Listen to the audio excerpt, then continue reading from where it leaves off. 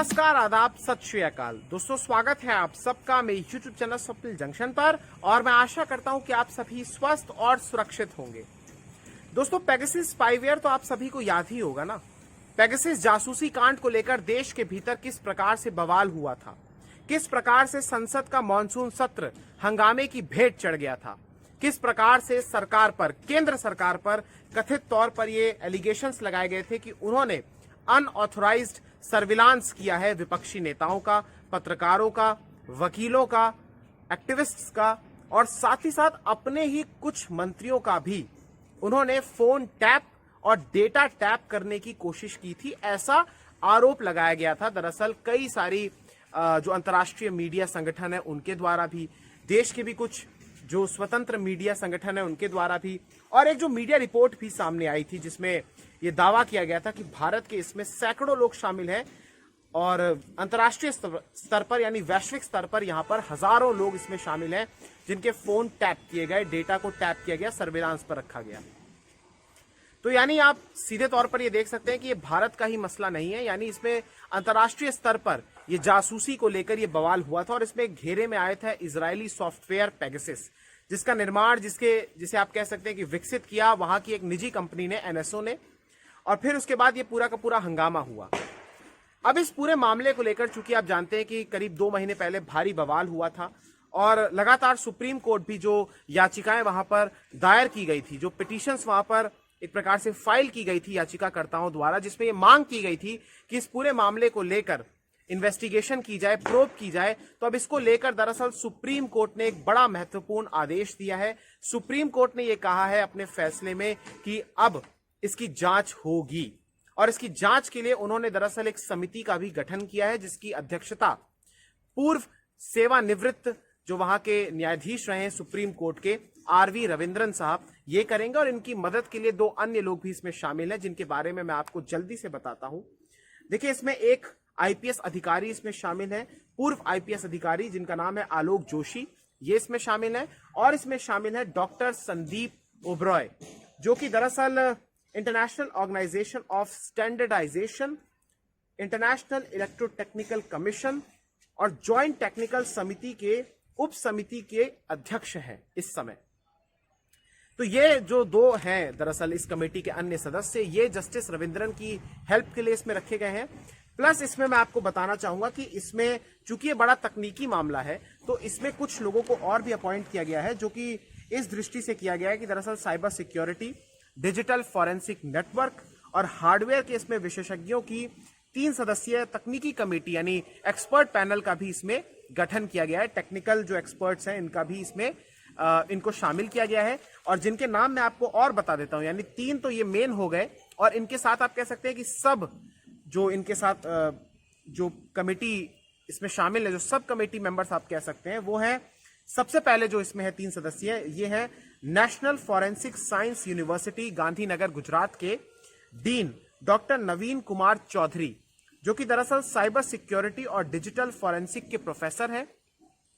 इसके अलावा इसमें केरल के अमृता विश्व विद्यापीठ के स्कूल ऑफ इंजीनियरिंग के प्रोफेसर डॉक्टर प्रभाहरन बी भी शामिल है। और जो तीसरे इसमें शामिल है सदस्य, वो है अश्विन अनिल गुमस्ते, जो कि आईआईटी बॉम्बे में कंप्यूटर साइंस और इंजीनियरिंग में इंस्टीट्यूट चेयर एसोसिएट प्रोफेसर हैं। तो ये 3 लोग इसमें अन्य सदस्य के तौर पर शामिल किए गए, जो कि इसकी तकनीकी समिति है। यानी कुल मिलाकर आप कह सकते हैं कि इसमें 6 लोग इसमें शामिल हैं। यहां पर दोस्तों सुप्रीम कोर्ट की जो टिप्पणी की गई है, सुप्रीम कोर्ट ने इस कमेटी का गठन किया है और इनको ये कहा गया है कि दरअसल आपको रिपोर्ट सौंपनी, और ये माना भी जा रहा है कि चूंकि अगली सुनवाई की जो बात कही गई है सुप्रीम कोर्ट के द्वारा, माननीय सर्वोच्च न्यायालय के द्वारा, वो कहा गया है कि 8 हफ्तों के बाद यानी करीब 2 महीनों के बाद इसकी सुनवाई होगी। तो तब तक ये माना जा रहा है कि ये कमेटी अपनी रिपोर्ट भी फाइल कर देगी और उसमें ये सख्त बात, एक प्रकार से सख्त नहीं बल्कि इसमें ये हिदायत दी गई है और इसमें ये कहा गया है सुप्रीम कोर्ट की तरफ से, जो पूर्व सेवानिवृत्त दरअसल जो जज हैं सुप्रीम कोर्ट के रिटायर्ड, उनसे ये बात कही गई है कि आपको इस पूरे के पूरे सॉफ्टवेयर में अगर इसका इस्तेमाल किया गया है सरकार के द्वारा तो इसमें क्या मेथोडोलॉजी का उपयोग किया गया है और अगर किया गया है तो उसकी प्रक्रिया और प्रोटोकॉल क्या है और किस कानून के तहत इसका इस्तेमाल किया गया है, उन सब चीजों को आपको रखना होगा और इसकी लीगल जो चीजें हैं उसको भी रखना होगा, इसमें जो टेक्निकल एस्पेक्ट्स हैं उनको भी आपको रखना होगा, ताकि ये चीजें सुप्रीम कोर्ट के सामने भी स्पष्ट हो सके, क्योंकि मामला काफी तकनीकी है।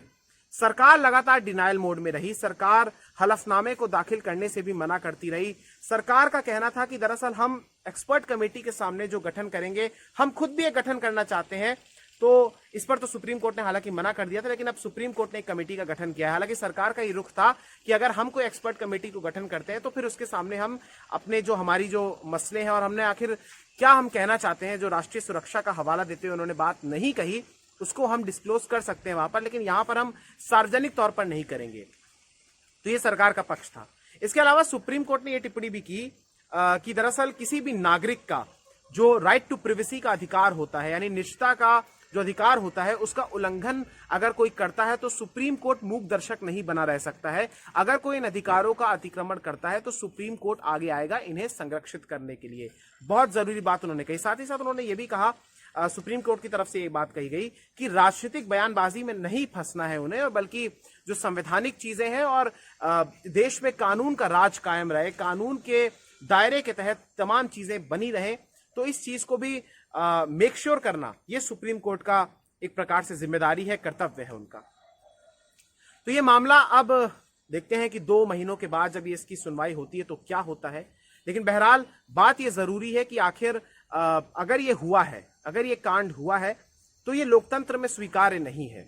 देखिए, सरकार जो कि सुप्रीम कोर्ट ने भी ये बात कही कि देखिए, राष्ट्रीय सुरक्षा का अगर मसला, अगर हर बात पर अगर वो कहेंगे तो फिर इस पर चुप तो नहीं रहा जा सकता है ना। एटलीस्ट सरकार को कम से कम ये बातें उन लोगों के सामने जो क्रेडिबल लोग हैं, ऐसी कॉन्फिडेंशियल बातों को मैं मानता हूं, बिल्कुल सही बात है कि राष्ट्रीय सुरक्षा से जुड़े हुए मसलों को सार्वजनिक नहीं किया जाना चाहिए, लेकिन फिर भी अगर सुप्रीम कोर्ट के सामने भी आप नहीं करेंगे, अगर आप कमेटी के सामने भी नहीं करेंगे, तो फिर कैसे चलेगा। अब देखना यही है। हालांकि इस पूरे फैसले को लेकर भाजपा हो या फिर कांग्रेस हो या फिर अन्य दल हो जिसमें टीएमसी भी शामिल है, इन्होंने अपने अपने तरीके से इस पर अपना रुख रखा है, अपनी अपनी प्रतिक्रिया दी है। भाजपा ने भी इसका स्वागत किया है। भाजपा का कहना है कि हम तो पहले से एक कमेटी की बात कर रहे थे और सुप्रीम कोर्ट ने कमेटी बनाई दी है। कांग्रेस का कहना है कि दरअसल अब इसकी जांच होगी निष्पक्ष तरीके से और सामने आएगा, और टीएमसी का भी यही कहना है, क्योंकि हर कोई अपने अपने तरीके से इसको स्वागत कर रहा है। वो एक होता है ना कि एक सिक्के के 2 पहलू होते हैं, तो कोई सिक्के की उस साइड को देख रहा है, कोई सिक्के की उस साइड को देख रहा है। अब इसको लेकर दोस्तों हाल ही में एक बयान आया था, दरअसल जो इजराइल के राजदूत हैं भारत में, उन्होंने एक बात कही। उन्होंने कहा कि ये भारत का आंतरिक मसला है, जब उनसे ये सवाल किया गया सुप्रीम कोर्ट की इस जांच को लेकर।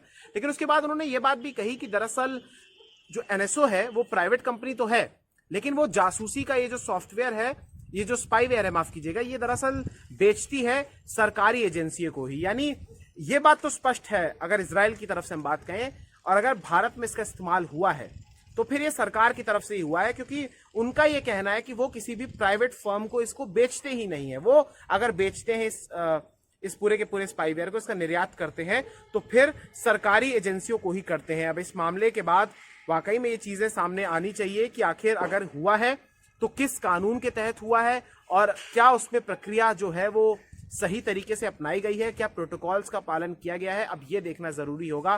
तो सुप्रीम कोर्ट ने इसमें फाइनली आदेश दिया है कि भाई इसकी जांच की जाए। अब देखना यह है कि इस पर आगे क्या होता है। बहुत बहुत शुक्रिया दोस्तों, बहुत बहुत धन्यवाद। जय हिंद, जय भारत, वंदे मातरम, इंकलाब जिंदाबाद, सत्यमेव जयते। बहुत बहुत शुक्रिया। इस वीडियो को शेयर कीजिएगा। नमस्कार।